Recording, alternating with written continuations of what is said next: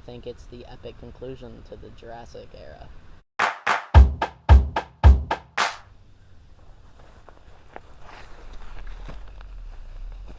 Welcome to Best Guest. Spoiler warning for Jurassic World Dominion. What'd you think of it? I thought it was interesting. It's not the best of the new Jurassic World films. It definitely plays on nostalgia a lot because it brings in the older characters and animals and such. It feels like it's just baiting you because of what's already been established instead of making its own way. But also, it had interesting creature design and an okay plot, so I thought it was a decent film. What'd you think of the new characters? I feel like often in the new Jurassic World films, they just make new characters and then scrap them immediately, and after that film, they just never get mentioned again. I thought that Ramsey was a great character, and he felt like there was a reason for what he was doing. I think that the new characters were well developed, but also, well, since it's the last Jurassic World movie, they won't be further. They won't have a continuing story arc in between films. Yeah. What'd you think of Tim Cook? Lewis Dodgson. I think that to understand his motivations and such, you have to read the novels and kind of be in the lore of the franchise. You can't just understand what he's doing and just see Jurassic World Dominion. You have to actually know what happened beforehand to understand his motivations, which isn't great, but also, since I have done that, I thought that he was a good implementation into the film. This is a good time to use him since it is the last film. What about his death in the movie? I thought it was very fitting because he's the one that sent Dennis Nedry to get the embryos in the first film, and then Dennis Nedry was killed by teleporting Dilophosauruses, and he was also killed by teleporting Dilophosauruses. Elaborating on that, what do you think of the couple parts where it seems like there was a lot cut out, so it seemed like characters or dinosaurs were teleporting? I think that's because just to cut down on screen time, because they had a 6-hour film before editing, so they had to narrow that down quite a bit. So there's some things that would have helped make the story more fluid that were removed from the story, so that it doesn't just run on forever. What do you think of the Giganotosaurus? I think it wasn't nearly as obnoxious as it seemed like it would be from the prologue, but I think that it was an interesting design. I don't know why they chose to design it like that, but I feel like all the animals have acted more naturalistically than any of the other films. If any, it feels like the Lost World by the way that they treat the animals like animals instead of characters. While there is a character like Blue, for instance, and Beta, they're more character driven than animalistic, but also we see Blue actually hurting Owen and slashing at him because she is an animal after all, and it's not going to reason, and they treat the dinosaurs like they're actual animals, which I appreciate. What'd you think of Beta and having Beta in the movie? I think it makes sense because since Jurassic World came out, we knew that Blue had monitor DNA, and they can go through parthenogenesis, which is just having a baby with only one individual, which they were always going to do. So it makes sense. A lot of big blockbuster films just make one film, then it's successful, they write a sequel. But the Jurassic World films, they had a story that they played throughout all the films that they had pre-planned. It wasn't refined, but it was still just one cohesive thing. So they were always going to do that, and I think they could have implemented Beta better, but I still think that her inclusion was integral to the story and interesting. How'd you feel about how Owen and what's her name? Claire. Yeah, yeah. How Owen and Bryce Dallas Howard had to become parents in this movie. I think that was kind of rushed, like most things in this film. But I feel like that could have been a film on its own. There's plenty of films that are about just like two parents adopting a daughter or a son, and I feel like that sort of dedication should have been put into that storyline. While I kind of appreciate that it's not just a film about that, because I enjoy the more action-oriented parts of the film series, I think that that kind of got shadowed by a lot of the other stuff, and it makes a lot of their relationships together make less sense. Not to mention, well, we knew that they were going to take on a parentship role, because at the end of the last film they took Maisie and went off into the cabin that he was working on. I think that it's a logical conclusion, but I think that it needed to be fleshed out better. Yeah, yeah. What about Ian Malcolm and his role in the beginning of the movie, when he seemed like he may be playing a villain because he was working for Biosyn? What do you think about that? And how his arc has gone over the movies? Yeah, um, I enjoyed his inclusion. He's been in other Jurassic World movies, so it makes sense that he'd be coming back. But I think that, like most things, he felt rushed.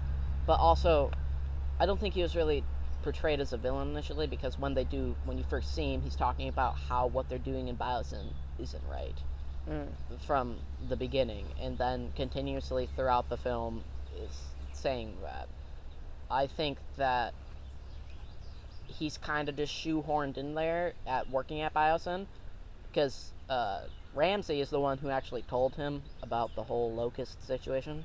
Yeah. So he didn't have to be there, because then Ramsey could have just gotten in contact. But also it kind of makes sense, because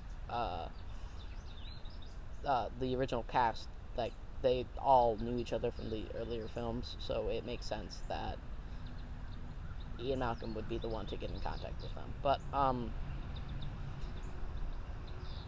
I feel like he's almost underused, because his even when he just says Dotson and Dotson, his words have power and meaning, and they carry weight to them because of his like celebrity status.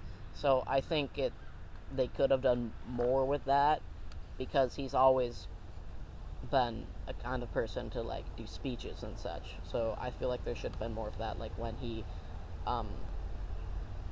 like in Fallen Kingdom, when he was saying that they shouldn't go save the dinosaurs, and it was a whole big scene. I think that was very well made, and while he did have a speech in here, I feel like there should have been more weight carried with what he was doing. Yeah, yeah. What about how yeah, like you were saying, how he went from wanting to not save the dinosaurs, and now it seemed like he's kind of on their side in this movie. I don't know whether or not he's decided that he likes the dinosaurs in the first, but I think that that's not what he really cares about. The dinosaurs, like, the genetic tampering is already out there. Yep. So dinosaurs are just the way that was let into the world, and that the dinosaurs now aren't really what he cares about most, because like with the locust situation, that was because of the genetic modification going on there. So I think he's mostly concerned with that instead of dinosaurs, and that's why it kind of seems like he doesn't really care about what the dinosaurs are doing now, because that's not really the main problem. What did you think about the locusts playing such a large role in the movie? I think that it was kind of a weak plot point, that the whole movie is basically based on like a food shortage, which was interesting. Mm-hmm. I feel like that played into Doctor Who's story arc well, but also he is very underused. You see him in 2 scenes, first of all, to explain where the locust came from. Lou? Yes. Yeah. You see him in 3 scenes. He says sorry, and he explains what he did, and then he released the one locust into the population that's supposedly supposed to kill them all. But I feel like his story arc, he's been like the villain in all of the films, and it's fine that he's not the villain anymore. But I feel like that needs more of an explanation. I feel like a lot of this movie happens off screen. So like when Biosyn burns down, in between that and when we see the T-Rex at the end looking at the pair of T-Rexes from the Lost World, a lot of stuff happened there. There must have. And like the Biosyn, like it isn't all burnt down anymore. What happened there? And I feel like that's just off screen and should have been explored a lot. Like they talk about how the Department of Fish and Wildlife is working with the Dinosaur Protection Group. I think that's which one it was, but how they were working on like busting that Nociceratops farm for like illegally breeding them. Also, I feel like introduced in between Fallen Kingdom and Jurassic World Dominion could have been an entire film. Yeah, like how like gangs started to not gangs but criminals started to use the dinosaurs for profit and things like that. Yeah. Do you think that Dominion was a good conclusion to the Jurassic era? I feel like, I mean, all the posters and its tagline is an epic conclusion to the Jurassic era. yeah, I think that's what it is. It is an epic conclusion, but it also doesn't really. It's not a good conclusion. I feel like it ties all of the films together well, and it talks about everything that's happened in the previous films. Like, it's not. A lot of the Jurassic World films don't really recognize Jurassic Park happened before them, and like throughout the story. But in this film, they mention and talk about everything that happened in each of the films. Which, I mean, to them talking about it, they did a lot of talking, not showing, and just like the way that they portrayed the film, there's a lot of exposition instead of showing what's going on. But I think that it is the epic conclusion that Jurassic Park was always going to have, because like the films, I don't want to say they slowly degraded, but like they kind of did. They kind of just got worse over time. Not like the quality of the actual films, like the newer films got worse, but I think that was always going to happen, especially since there was that large gap in between Jurassic Park 3 and Jurassic World that kind of just sent them on a rabbit trail that didn't need to be explored. I don't think that a Jurassic World needed to be made. I enjoyed it, and I'm glad that it did, but also Jurassic Park 3 could have been the end of the Jurassic era. And I feel like it isn't a great film, and I'm happy that it wasn't the epic conclusion, but also Jurassic World Dominion isn't really a good conclusion either. It just says, and now we coexist peacefully, without actually explaining like how that works and how the animals affect the ecosystem and stuff like that. I think they should have included more about how the animals affect our everyday world. They do with the Malta scenes, but also I think that should have been more of a main plot point instead of it being about locusts and baby Beta and Maisie. I feel like just the plot point of like dinosaurs are in our world now, what do we do? Like establishing the organizations that deal with this kind of thing. Like I was saying, in between Fallen Kingdom and Jurassic World Dominion, I think that should have been a film. Yeah. So do you think DinoTracker.com is going to play a role in like what happens afterward, like it did what happened like before? I feel like it is like it helps the fluidity of the franchise quite a bit with explaining what exactly is happening. I don't know if they're going to like add anything more to it now that the film's out. I don't know. It's probably just the end of DinoTracker.com. They might have like one more update and then that's it.